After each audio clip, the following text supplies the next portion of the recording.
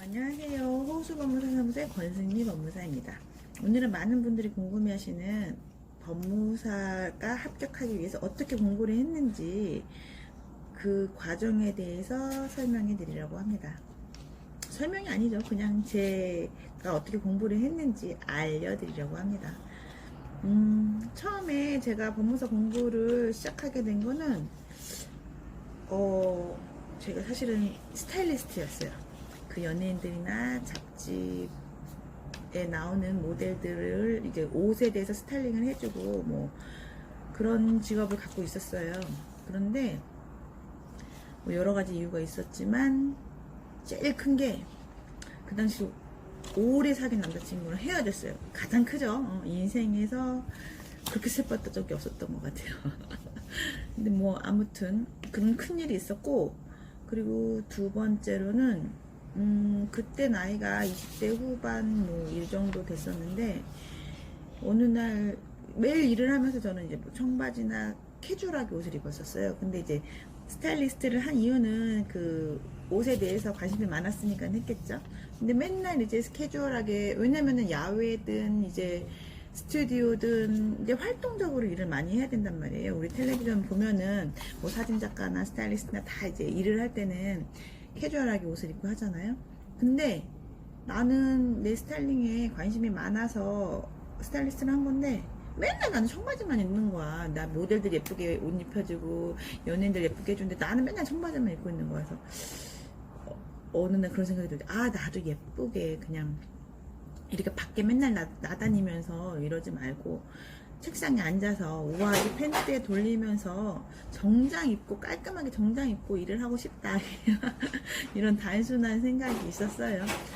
그래서 뭐 그러던 차에 변호사 사무실을 갔는데 그 변호사님이 우리 아빠의 그 소송에 관한 일을 상담을 해주시는데 일목요연하게, 뭐 아빠도 두서없이 막 이러는데 일목요연하게 딱딱 핵심을 찝어서 설명을 해주는 게 너무 멋있어 보이는 거예요. 저거다, 내가 할 일은 저거다 해서 갑자기 이제 스타일리스트는 접고 이제 서서히 접고 이제 공부를 하게 되었습니다. 저는 1차는 금방 합격했어요. 1차는 스타일리스트를 하고 전혀 법에 대해서 상식이 1도 없었는데 그냥 공부하니까 1차는 됐어요. 어떤 분은 1차가 더 어려웠다 그러시기도 하고 어떤 분은 2차가 더 어려웠다고 하는데 저는 2차에서 좀 헤맸고 1차는 수월하게 합격을 했어요. 그 방법이 1차는 문제집을 좀 위주로 봤던 것 같아요. 문제집을 예습하고 수업 듣고 복습하고 학원을 다녔어요. 학원을 다니면서 선생님이 그날 할 강의에 대해서 아침에 조금 일찍 가서 미리 기본서를 스킵을 하고, 스킵했죠 진짜. 이렇게 띄엄띄엄 스킵만 하고 강의 듣고 돌아와서 그 부분에 대해서 문제집을 풀고 그런 식으로 했어요. 뭐 사실 어떤 문제집이든 중요하지 않아요. 지나고 보니까 다 비슷비슷하더라고요. 그렇게 해서 1차를 합격을 했고 1차를 그렇게 공부를 해놨던 버릇이 있어서, 그리고 좀 고득점으로 합격을 했거든요. 그래서 나 좀 뭔가 자만심이 있었어. 그 제일 안 좋은 거죠. 그래서 2차도 그 동차 때 그 3개월간이 가장 중요하다고 하는데, 그때 공부해야 된다고 하는데 1차를 좀 쉽게 합격을 해서 그 오만방자임이 있어가지고 3개월 동안 공부도 하나도 안 했어. 막 집에서 맨날 드라마만 보고 이러고 있었어. 나는 합격할 수 있을 거야 막 이런 거죠. 웬걸 2차 공부 오래 했습니다. 그렇게 하면 안 돼요. 동차 때도 열심히 해야 돼요. 그리고 1차 때는 문제집을 풀어서 공부를 했지만 2차는 그렇게 하면 안 돼요. 2차는 기본서예요. 무조건 기본서. 제가 학원을 다 돌아다녔어요. 서울법학원도 다니고 학교개법학원도 다니고 뭐 다 돌아다녀 봤는데 지금 생각하면 돌아다닌 게 뭐 잘했다고 생각이 들지만 한 군데에서 열심히 한 친구들도 금방 저보다 빨리 합격을 한 친구들도 있어요. 그러니까 뭐 그거는 선택의 문제인 것 같고, 어쨌든 공부는 기본서를 해야 돼요. 기본서를. 그 공부 잘하는 친구들 종종 텔레비전 나와가지고, 저는 처음에는 연필로 줄을 치다가 조금 더 중요한 거는 빨간색으로 치고 그 다음엔 핵심 키워드를 형광펜으로 했어요, 이런 말 하잖아요. 그게 진리더라고요. 우리가 2차는 논술이잖아요. 그 정해진 시간 내에 막 써야 된단 말이에요. 막 누가 더 많이 쓰냐, 누가 더 정확하게 쓰냐, 뭐 이런 거예요. 문제가 쉽게 나오면 길게 써야 돼. 문제 쉽게 나왔다고 그럼 나만 쉬워? 얘도 쉽고 다 쉬워. 다 쉬운데 그거 뭐 키워드만 들어가고 뭐 이러면 점수 안 나와요. 그 정도는 다 쓰니까. 그러면은 있는 상식 없는 상식 다 써야 돼. 길게 써야 돼. 근데 문제가 어려우면 그때 낸 키워드만 들어가서 짧게 써도, 그러면은 이거는 상대평가기 때문에 점수가 잘 나와요. 근데 뭐 어찌됐든 공부는 기본서로 해야 돼요.